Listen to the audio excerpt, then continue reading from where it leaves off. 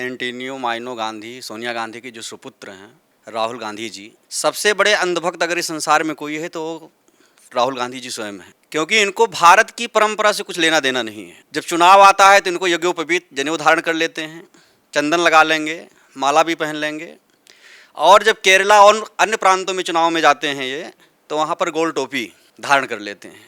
दुर्भाग्य है देश का कि सबसे बड़ा कोई अंधभक्त है तो राहुल गांधी हैं। और जिस तरह से मैं तो कहूँ तो डेंगू मलेरिया जैसा व्यक्ति है। आज हमारे देश का सौभाग्य है, एक ऐसा प्रधानमंत्री प्राप्त हुआ है जो 365 दिन और 24 घंटे सिर्फ देश के लिए जीता है। 2002 से लेकर के और 2026 के बीच में आज तक माननीय प्रधानमंत्री नरेंद्र मोदी जी ने एक भी छुट्टी नहीं ली है। उनके आगे पीछे कौन है? कोई नहीं है। जब इनकी सरकार होती है तो एक कब्रिस्तान बनाने का काम करते हैं, मस्जिद बनाने का काम करते हैं, जगह जगह मदरसा बनाने का काम करते हैं, मौलवियों को मदरसा में धनराशि देने का काम करते हैं। अब की बार 300 पार, 300 प्लस सीटों के साथ में देश के सबसे बड़े प्रदेश उत्तर प्रदेश के इस पावन सत्ता के पीठ पर हमारे योगी आदित्यनाथ जी महाराज पुनः तीसरी बार शपथ ग्रहण करने के लिए तैयार हैं। अयोध्या धाम के प्रतिष्ठित संत चंद ब्रह्मेश महाराज जी हमारे साथ मौजूद हैं। उनसे तमाम जो आजकल जो विषय चल रहे हैं, संसद से लेकर सड़क तक और यूपी राजनीति किस तरीके से यहाँ पर जुड़ रही है, उनको लेकर कुछ सवाल करेंगे। क्या कहेंगे? राहुल गांधी ने संसद में बयान दिया कि 3 कैटेगरी हैं, 3 प्रकार के लोग हैं।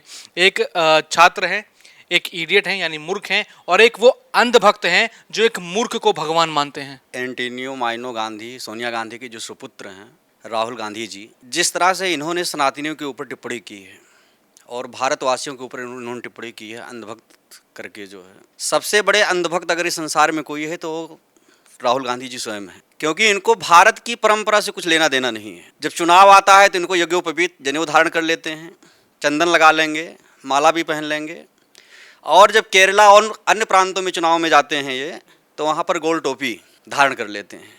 कुल मिलाकर के मुख्य रूप से जो मेन समस्या इनकी है वो ये है कि 2014 से सत्ता से बाहर हैं, और भारत के जितने भी नागरिक हैं अब इनके सोच को सबने समझ लिया है। अब इनको कोई सपोर्ट नहीं कर रहा है, आने वाले समय में इनको कोई लाइक नहीं कर रहा है। और सत्ता हमको कैसे मिले? कभी प्रधानमंत्री को गाली देते हैं, कभी प्रधानमंत्री पर टिप्पणी करते हैं, कभी उत्तर प्रदेश सूबे के माननीय मुख्यमंत्री योगी आदित्यनाथ जी महाराज पर टिप्पणी करते हैं, कभी इनके पार्टी के कई नेता ऐसे हैं जो सनातन धर्म पर टिप्पणी करते हैं, सनातन धर्म को नीचा दिखाने का प्रयास करते हैं। तो सीधी सी बात है, बौखलाहट है इनकी, क्योंकि इनको सत्ता की प्राप्ति हो नहीं रही है। और दूसरी बात यह है कि उत्तर प्रदेश का चुनाव नज़दीक आ रहा है, 2027 में चुनाव है, तो इन सब चीज़ों को ध्यान में रखते हुए अब ये छोटी छोटी हरकतें करते रहेंगे आकर के मीडिया में, पार्लियामेंट में। और लेकिन भारत के नागरिक और जितने भी हमारे देश के सनातनी हैं सब इनके विचारों को और इनके व्यवहार से सब अवगत हैं। दुर्भाग्य है देश का कि सबसे बड़ा कोई अंधभक्त है तो राहुल गांधी हैं। और जिस तरह से मैं तो कहूँ तो डेंगू मलेरिया जैसा व्यक्ति है।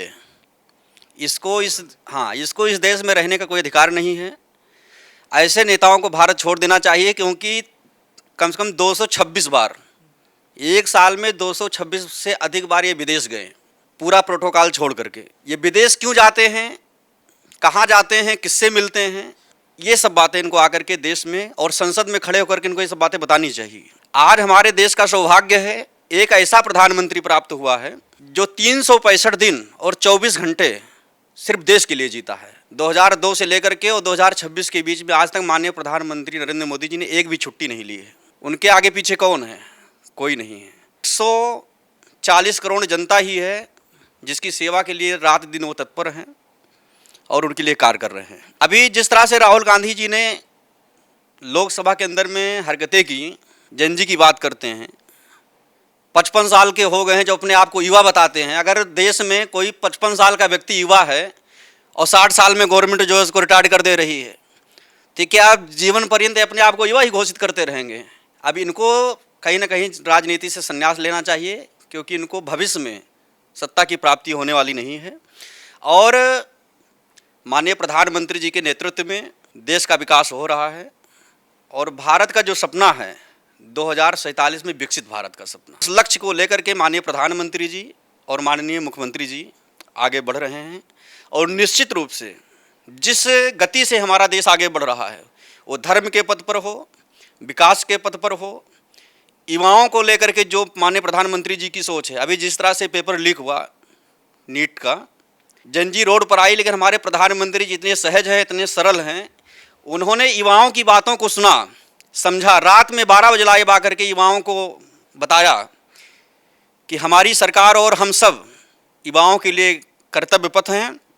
माननीय प्रधानमंत्री जी ने अभी एक नया कानून भी लाया है कि जो भी इस तरह के नीट पेपर लीक माफिया हैं उनके ऊपर कार्रवाई की जाएगी, उनको 10 साल की सज़ा होगी और 10 करोड़ रुपए का प्रावधान रखा गया है कि अगर ऐसा कोई भी हरकत करता है तो उसको 10 करोड़ रुपए जो है जुर्माना भी देना पड़ेगा, 10 साल की उसको सज़ा होगी, जेल होगी। क्या कहेंगे, संसद के अंदर तो राहुल गांधी, लेकिन संसद के बाहर अखिलेश यादव, डिम्पल यादव, धर्मेंद्र यादव और सपा के सभी जितने भी सांसद हैं वो दान पेटी लेकर पहुंचते हैं और एक तख्ती लेकर पहुंचते हैं जिस पे लिखा होता है कि चंदा चोर गद्दी छोड़, और वहां एक मजाक उड़ाया जाता है, दान पेटी रखी जाती है जिसमें सभी सांसद आके दान देते हैं। यानी किस तरीके से वो दिखाया जा रहा है कि जो राम मंदिर को लेकर पूरा विवाद हुआ चंदा चोरी का, उसका उपहास एक तरीके से उड़ाया जा रहा था। राम भक्तों पर गोली चलाने वाले, सनातनियों को गाली देने वाले लोग और जिन लोगों के हृदय में किंचित मात्र भी प्रभु के चरणों में या प्रभु के प्रति उनका कोई भाव नहीं है, न उनके हृदय में कोई श्रद्धा है। ये 2027 का चुनाव नज़दीक आ रहा है और 2017 से लगातार 3 हार इनको मिल चुकी है। उस हार की बौखलाहट है। प्रत्येक भारतवासियों की और प्रत्येक सनातनियों की श्रद्धा जो है वो बहुत सुदृढ़ है। इस छोटी छोटी घटनाओं से राम भक्त आहत होने वाले नहीं हैं। आप कल्पना करिए, जिस अयोध्या में लाखों, हजारों, करोड़ों की संख्या में कार सेवकों ने, राम भक्तों ने, संतों ने, सनातनियों ने अपने प्राण की आहुति दी, बाबर जैसे आक्रांता इस देश में आए, राम मंदिर को आहत करने का प्रयास किए, उनसे भी कोई सनातनी नहीं घबराया। तो अखिलेश यादव जी से कोई भी घबराने वाला नहीं है। और ये इनका दिखावा है। जब इनकी सरकार होती है तो ये कब्रिस्तान बनाने का काम करते हैं, मस्जिद बनाने का काम करते हैं, जगह जगह मदरसा बनाने का काम करते हैं, मौलवियों को मदरसा में धनराशि देने का काम करते हैं। इनकी सरकार में किसी भी संस्कृत विद्यालय में किसी भी छात्र को छात्रवृत्ति नहीं मिली और कम से कम 50 की संख्या में उदाहरण है। उत्तर प्रदेश में 2017 के पहले 50 ऐसे संस्कृत विद्यालय थे जहां पर ताला लग गया था। इन्होंने सरकारी टीचरों को वेतन देना भी बंद कर दिया था। तो कहीं न कहीं ये सनातन की विरोधी सरकार रही है 2017 के पूर्व में। और उत्तर प्रदेश का हर एक सनातनी अब जाग चुका है। आने वाले समय में आप देख लीजिए, इनका सोपड़ा साफ होने वाला है पूरी तरह से। इनको गिने चुने वोट ही मिलेंगे। सपा सांसद अवधेश प्रसाद कह रहे हैं कि 27 का चुनाव आने दीजिए।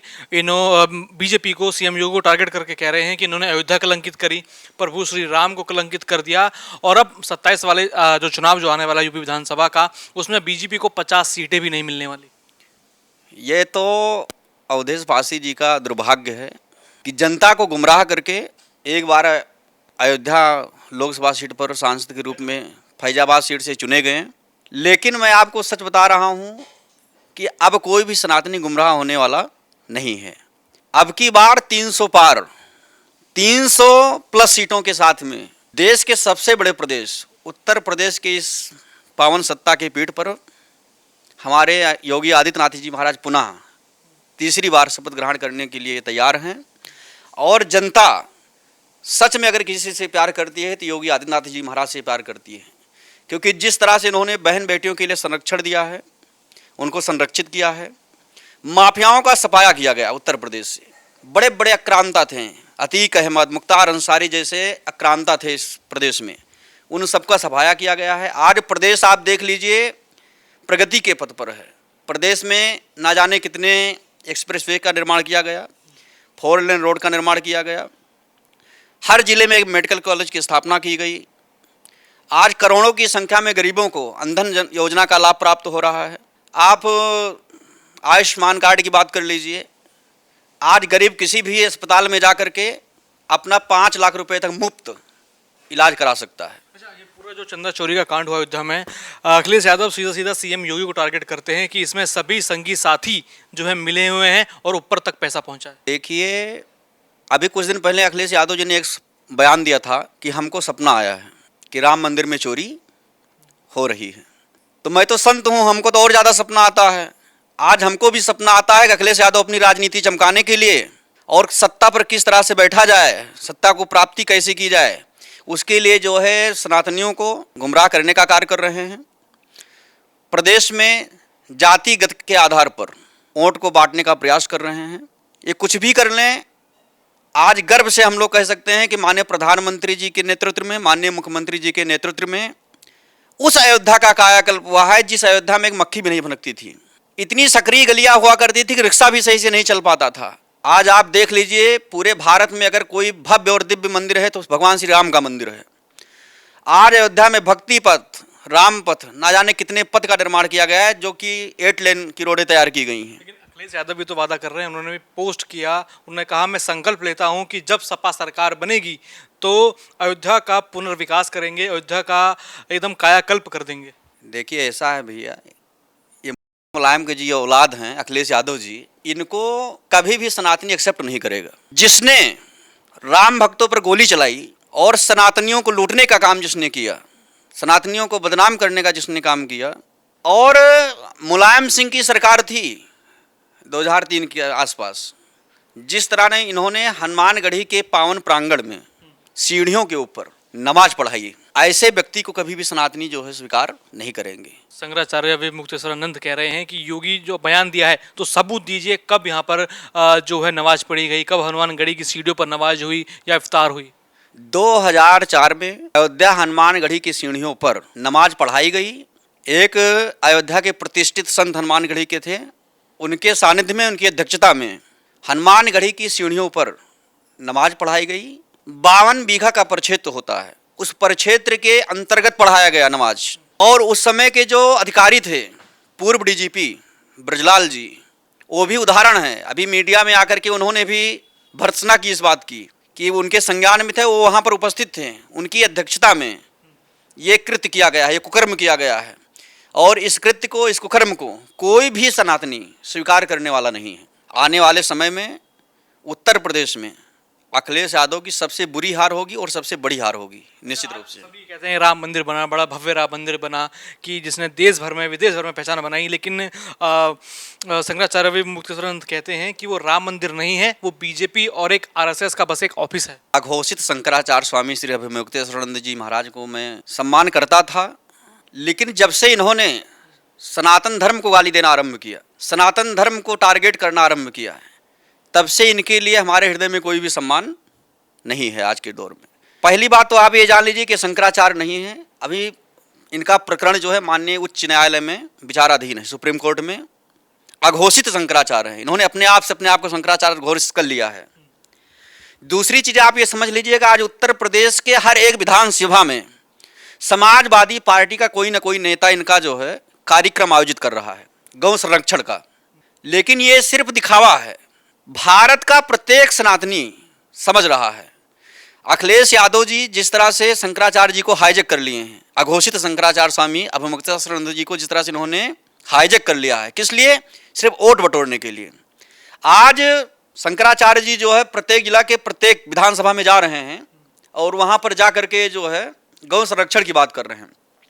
सबसे ज़्यादा गौ हत्या हुई है तो अखिलेश यादव जी की सरकार में हुई है, 13 से लेकर के 17 के बीच में। तब इनके मुख में टैप लग गया था, इन्होंने गौ संरक्षण की बात नहीं की।